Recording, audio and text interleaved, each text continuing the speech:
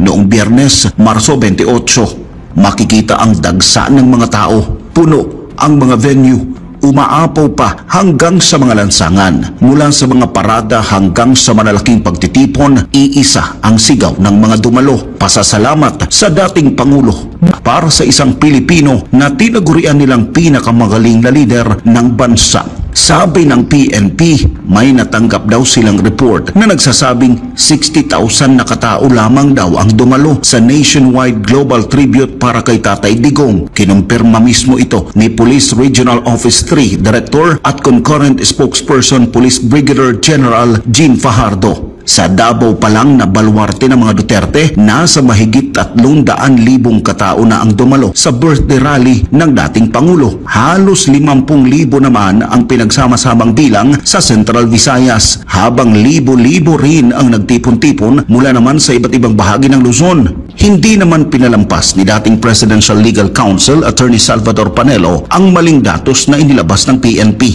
Sabi niya, posibleng nagkamali lang daw si Fajardo ng basa. Sa halip na 60,000, dapat ay 60 milyong katao ang sinabi nitong dumalo sa global rally para sa dating Pangulo. Siguro ng sulat kasi ang ibig niya sabihin 60 milyon sa buong mundo at sa Pilipinas ang nagsama-sama at nagtipon sa pagdiriwang kay Pangulong Duterte sa kanyang ika-80 na kaarawan at nanindigan para sa bayan at sinulungat ang ginawang pagmaltrato sa kanya, ang ginawang iligal na pag-aresto sa kanya, iligal na pagdetini sa kanya, iligal na pagkidnap at lalong-lalo na ang pagsuko ng pamahalaan ng soberentiya ng bansa.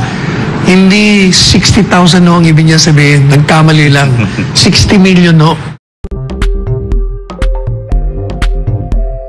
Senador, last time nung nakausap po namin kayo, sinasabi ninyo kung sakali man na maglalabas po ng arrest warrant ang ICC, willing po kayo na pumunta doon para rin masamahan na ang Pangulong Duterte. Ngayon parang nagbago po ang inyong isip. Senator, ano po yung nagtulak sa inyo dito po sa pagbabago ng inyong kaisipan? Unang-una, DJ Chacha, no? Mukhang useless man kung andoon ako dahil parang ultimo nga yung si BP Sara at saka yung si A.S. Bingbong Medialdia ay hirap na makakonect doon sa kay Pangulong Duterte. So how much more kung ako isang inmate din doon, no? Paano kami magkalapit kung hindi kami pagbigyan na magkalapit?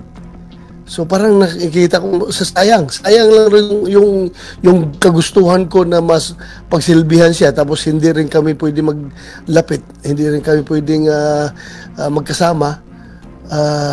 Mukhang sayang lang. At saka ang pinakamabigat na rason dyan is talagang very clear sa lahat ng mga diskusyon na lumalabas. Talagang wala talaga silang jurisdiction sa atin, kaya sayang lang yung kung magpapakustodiya ka sa kanila tapos hindi mo pala ni-recognize. So I might as well not turn in myself to their custody. Okay. So, sigurado na po kayo sa desisyong ito. Nakausap nyo na po ba ang Senate President? Kasi nag-alok po siya kung sakali man daw po hihingi nga kayo ng tulong sa Senado, willing naman daw po sila na tulungan kayo.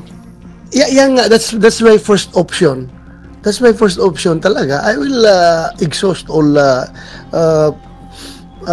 legal protections na pwedeng maibigay sa akin, kagaya ng ino-offer ng ating Senate President. So, isa yan na talagang gagamitin ko yan, yung ino-offer niya. What are your other options, Senator? Bukod po dito sa sinasabi niyo, first option, yung po pwede niyong tanggapin, yung alok ng Senado, na tulungan po kayo, na doon muna kayo. What are your other options po? Isang option dyan is hindi ako magpapahuli. Hindi ako pagpapahuli sa kanila. Dahil kung insisting sila manghuli sa akin, kahit na alam naman nila na yung kanilang ginagawa ay walang legal basis, hindi pa rin ako magpapahuli sa kanila.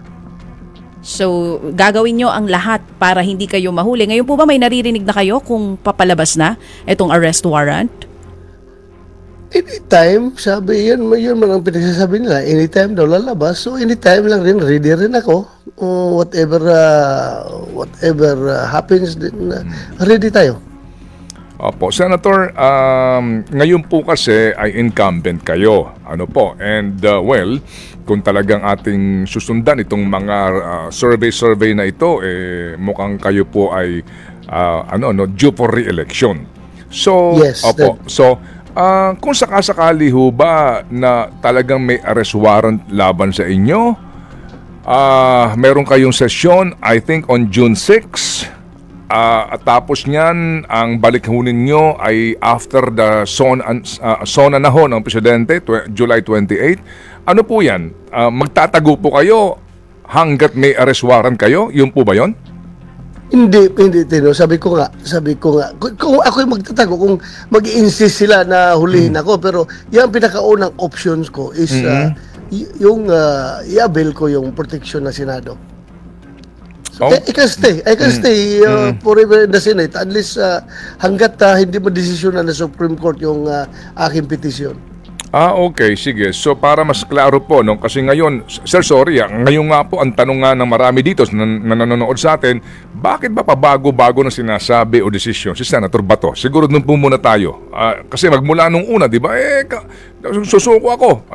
Walang problema dyan. Hasamahan ko dating presidente. Yung nga po, doon tayo nga muna bago po itong inyong sinasabi na pag-invoke po ng inyong pribilehiyo in the Senate. Ted, pabago-bago nga yung ating presidente. Ako pa, hindi magbabago. Sabi nga ni Pangulong BBM noon, hindi, gabuhok mo, hindi mahawakan ng ICC. Kaya naniwala naman tayo. Ngayon, nagbago ng isip niya. Ako pa? Yung atin namang mga ginagawa ay purely reactions lamang. Yung actions ay nagagaling yan sa kanila. Nagre-react lang tayo kung ano yung kanilang ginagawa. Nagbago sila, magbago rin tayo. Alangan, hindi tayo magbabago, lugi tayo kung hindi tayo magbago, di ba? Sila pa magbago, di mag-adjust din tayo sa kanila. Hanggang reaction lang naman tayo. Okay. Sila ang nagbibigay ng stimulus sa ating reaksyon. Opo, sige. So, nangangahulugan po na kayo ay gagamit ng pribilehiyong yun, no, ng mga senador. Hango din po nga sa ating pong saligang batas. Pero doon po, sir, 6 years lang na mga uri po ng kaso ang maaaring kanlungin ng ng mga miyembro ng lehislatura, and during while Congress is in session. Paano po yun? Ito po kasi sa ICC. Ano po ito? Crimes against humanity. At dito po, walang piyansa ito kung sakasakali. Ted, I am not invoking parliamentary immunity, no?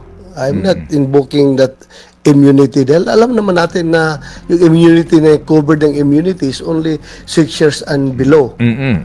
What I am invoking is the tradition of respecting the institution. Meron na tayong mga precedents niyan na nandoon sa loob kahit na above 6 years yung kanilang kaso ay nag-seek ng review sa Senado. May mga precedents na yan. At yung mga precedents na yan ay ginawang tradisyon at yan ay nirespeto ng branches of government. Kaya nga malakas ang loob ni Senator Chis na mag-offer sa akin ng ganong klaseng protection. Sir, do you include dito po sa inyong sinasabing president ang kaso ni Madam Leila de Lima? Hindi. Kasama na yun, pero maraming instances na yung Senate President ay nagsabi na hindi siya papayag na arestuhin yung kanyang membro sa loob ng Senado. At yun naman ay nirespeto ng Executive Branch of Government. So, maraming presidents na yan, Ted. Opo. Pero kasi po ang sabi po ni Madam Leila sa amin ding interview, siya overnight lang, the following day, siya nagkusa na sumuko sa CIDG. Kaya nga po, ang kanyang challenge ay sa inyo is to, short of saying, to man up, no? And face the music. Man up natin yan, Ted. Kung nirecognize, kung yung may warrant siya, bigyan niya ko ng warrant ng local court. Huwag yung warrant ng ICC. Kung meron silang warrant ng local court or Supreme Court, then harapin ko yan. Pero as I have said, I do not recognize the jurisdiction of ICC, so bakit ko harapin yan? Hindi ko harapin yan. Kung meron sila sa Supreme Court galing na warrant, harapin ko yan. Yung mga kaso naman, dilima, dito naman yun. Local naman yun na kaso, hindi man yung ICC. Opo, sige po. Senator, ngayon po ay panahon ng kampanya. Ang bawat grupo may kanya-kanya na po silang mga event at mga mga programa. Kayo po dito po sa panig po ng PDP, kumusta po kayo? As in, hindi mo na kayo sasama doon sa mga events nila? Paano kayo makakapagpangampanya ngayon? Sasama ako. Bakit hindi ako sasama? Sasama ako din. Sasama ako. So, hindi kayo tatago? Hindi ako magtatago. Wala pa namang warrant. Bakit ako magtatago? Wala namang warrant. Okay. Kailan ang next event ninyo? Titingnan ko sa kalendar ko.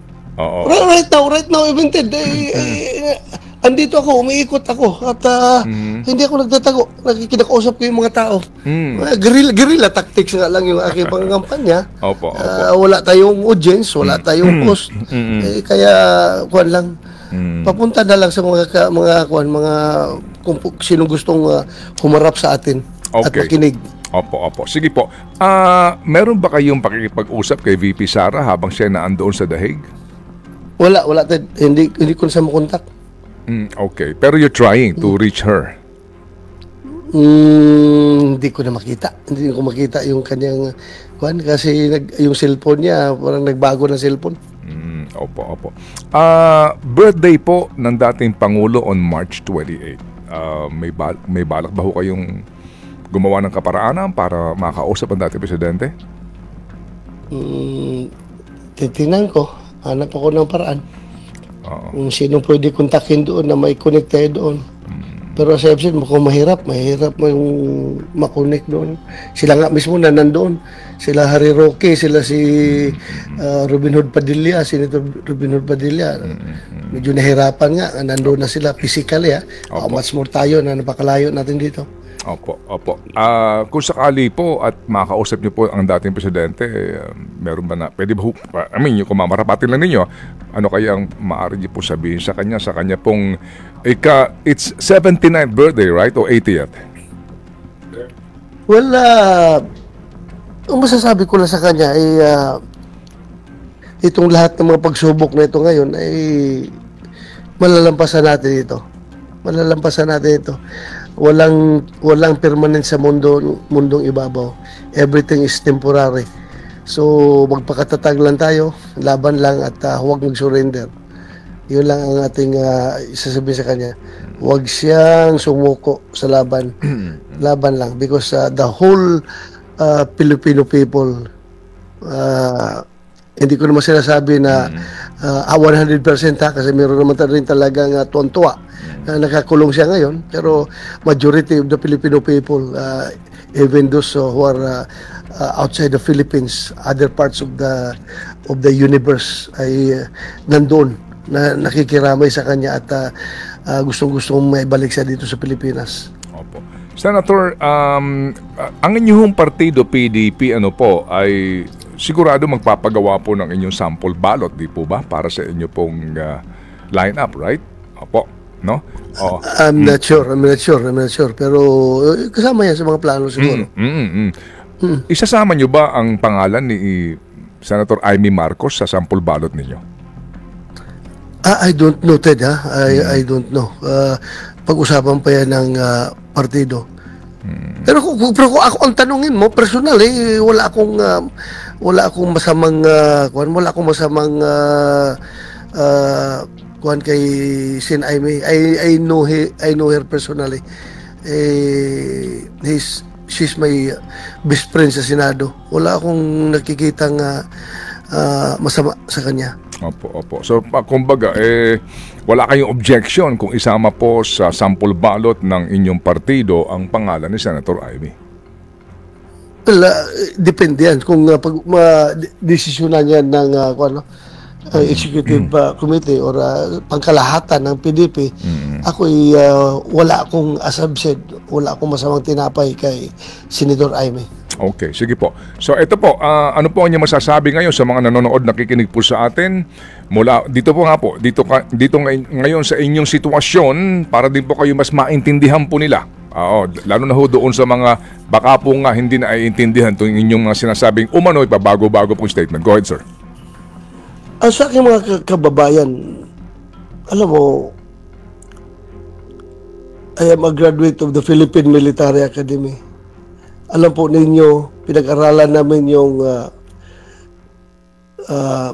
military strategy, military tactics, lahat-lahat alam natin yan. Kung kayo man ay medyo napansin nyo pabago-bago, then that's part of my strategy. Yun po ang aking estratehiya yan. Kaya the main objective of all of this lahat ng sinasabi ko is mapagsilbihan kayo at mapapatuloy yung aking advokasya laban sa illegal na droga at kriminalidad. Kung ako man ay nagbabago ng aking statement, itanungin niyo muna si Presidente Bongbong Marcos bakit siya nagbago. Kaya ako nagbago, nag-adjust lang rin ako sa kanilang polisiya laban sa atin. Hindi po pwedeng magiging fix tayo, otherwise sitting ducks tayo kapag ay tayo i-fix ang ating position. Kaya pabago-bago tayo. So sana maintindihan ninyo, I have to survive. I have to survive all these trials that thrown before us.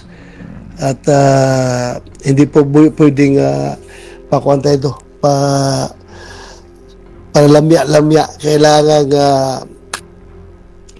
yung kung ganito katuso yung gobyerno nakaharap mo, kailangan marunong ka rin mag-adjust.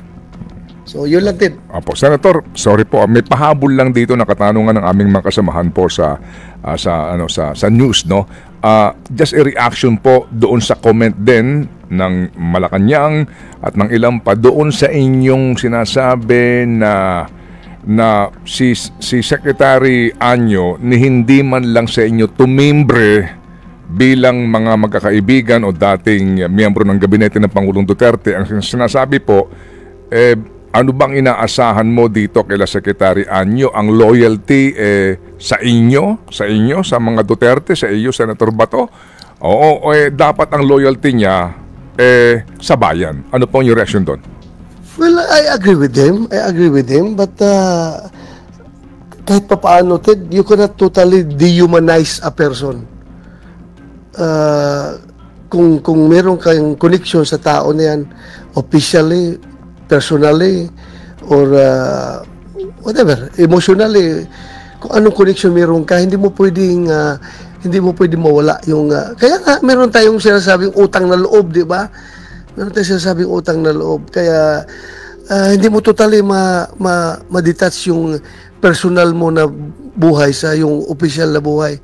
Kaya ang sabi ko lang naman, hindi naman sa akin tumawag. Sana naman lang pindot mo lang siya doon kay kung hindi kay President Duterte, mga people around President Duterte, nakahanda na yung warrant dito, sana ma-advise niyo sa President Duterte kung anong kanyang gagawin dahil ito legal na warrant. Kung sabihin na, i-claim talaga na legal yung warrant nito, ano ba naman yung maging transparent ka sa mga tao na kahit na hindi mo kaibigan, mga Pilipino rin naman yan, ano ba naman yung maging transparent ka? So yun lang naman ang sa akin. I'm not obliging, I'm not he's not obliged to share everything. Pero kunting pindot lang sana. Yun lang naman ang sa akin, para tao lang tayo. Hindi naman tayo mga robot. Yun lang naman ang sa akin. Pero kung hindi ayaw niya magbigay ng impormasyon, ano magagawa natin? Normal lang sa atin yan, Ted, na medyo sumama ang loob. Pero hearing his explanation, I am more inclined to believe the statement of Secretary Anyo and over the statements of other cabinet members. Mas naniniwala ko kay Secretary Anyo because we both belong to the Philippine Military Academy Alumni Association, and still nasa puso't isipan pa rin namin yung courage, integrity, and loyalty. Yung integrity niya, kung nagsabi siya gano'n, yung explanation niya, more inclined ako na naniniwala sa kanyang pinagsasabi. We just leave it at that. Okay. Senator Bato, we wish you good luck, sir. At kung sakasakali po, muli kaming tatawag kung mayroong mga balita pong dapat niyong liwanagan. Salamat po. Maraming salamat, Ed, at DJ Chacha. Maraming salamat.